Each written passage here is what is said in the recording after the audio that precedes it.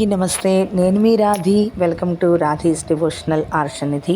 దేవీ నవరాత్రులలోని మనం ఒక్కొక్క రోజు ఒక్కొక్క అవతారము అమ్మవారు స్వరూపం యొక్క స్తోత్రాన్ని మనం తెలుసుకోవడానికని ప్రయత్నం చేద్దాము. ఈరోజు రెండవ రోజు.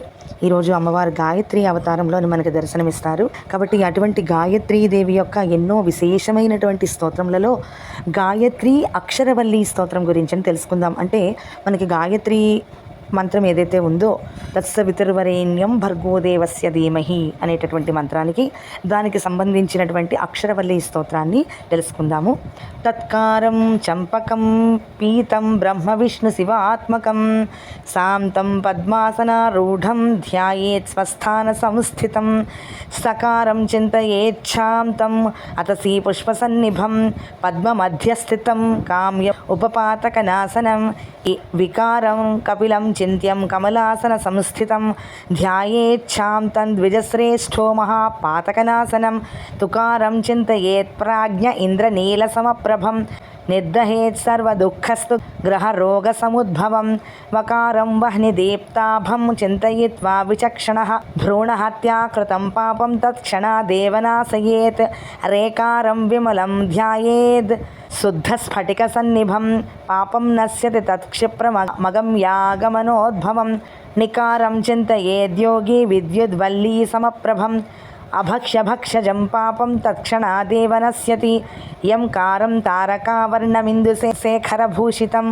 యోగీనాం వరదం ధ్యాయేద్ బ్రహ్మహత్యా ఘనాసనం భకారం కృష్ణవర్ణం తు నీలమేఘసమప్రభం ధ్యాత్వా పురుషహత్యాది పాపం నాశయతి ద్విజః గోకారం రక్తవర్ణం తు కమలాసన సంస్థితం తం గోహత్యాకృతం పాపం నాశయేచ్ఛ విచింతయన్ దేకారం మకరశ్యామం కమలాసన సంస్థితం చింతయేత్ సతతం యోగి స్త్రీహత్యాదహనం పరం వకారం శుక్లవర్ణం తు జాజీ పుష్పసమప్రభం గురుహత్యాకృతం పాపం ధ్యాత్వా దహంతి తత్క్షణ స్యకారం చ తదాపీతం సువర్ణసదృశప్రభం మనసా చింతితం పాపం ధ్యాత్వా దహతి నిశ్చయం ధీకారం చింతయేత్ శుభ్రం కుందపుష్పసమప్రభం పితృమాతృవధాత్ పాపాన్ ముచ్యతే నాత్ర సంశయః మకారం పద్మరాగాభాం చింతయేత్ దీప్తతేజసం పూర్వజన్మార్జితం పాపం తత్క్షణాదేవ నశ్యతి హికారం శంఖవర్ణం చ పూర్ణచంద్రసమప్రభం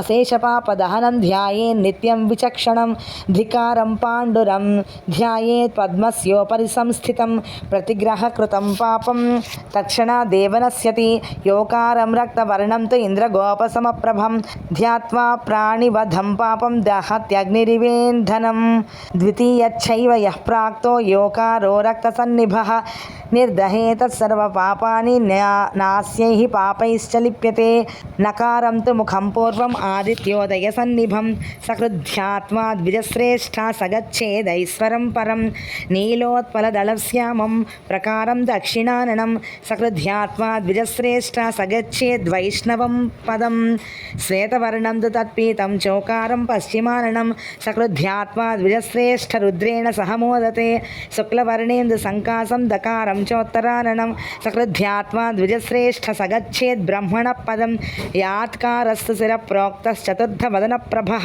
ప్రత్యక్ష ఫలదో బ్రహ్మ విష్ణు రుద్రాత్మకః స్మృతః ఏవం ధ్యాత్వా తు మేధావి జపం హోమం కరోతి యః న భవేత్ పాతకం తస్య అమృతం కిం న విద్యతే సాక్షాత్ భవత్యసౌ బ్రహ్మ స్వయంభూః పరమేశ్వరః.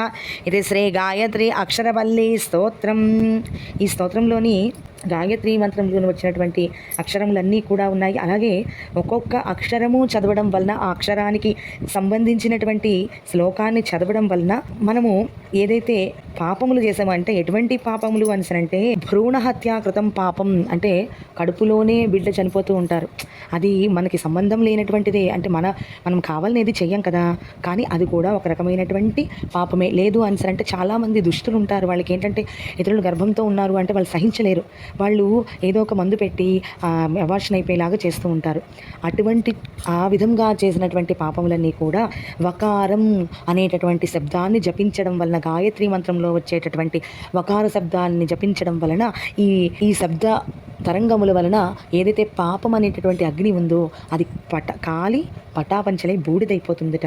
అలాగే నికారం అనేటటువంటిది అక్షరం చదవడం వలన భక్షజం పాపం అని అంటున్నారు. అంటే ఏంటంటే చాలామంది ఇళ్లల్లోని హోటళ్ళలోని కానీ లేకపోతే బయట ఇంకెక్కడైనా కానీ చాలామంది ఎక్కడ పడితే అక్కడ తినకూడదు, ఎవరింట్లో పడితే వాళ్ళ ఇంట్లో తినకూడదు, బయట తినకూడదు. అలా తినడం వలన వచ్చేటటువంటి పాపం అంతా కూడా ఈ నికారము అనేటటువంటి శబ్ద తరంగముల వలన నశిస్తుంది.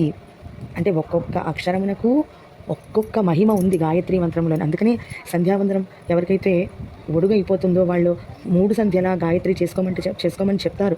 ఎందుకంటే గాయత్రి మంత్రం ఉచ్చరించడం వలన కలిగేటటువంటి ప్రయోజనములు అనండి కానీ, కలిగినటువంటి సుఖం అనేటటువంటిది కానీ అది మామూలుగా వచ్చిన దానికంటే 1000 రెట్లు ఎక్కువ ఉంటుంది. అందుకని గాయత్రి మంత్రం చదువుకోండి, సంధ్య మార్చండి అని చెప్పడానికి కారణం అదే. అటువంటి గాయత్రి స్తోత్రాన్ని ఈరోజు మనం అందరం కూడా తెలుసుకున్నాము అని భావిస్తున్నాను.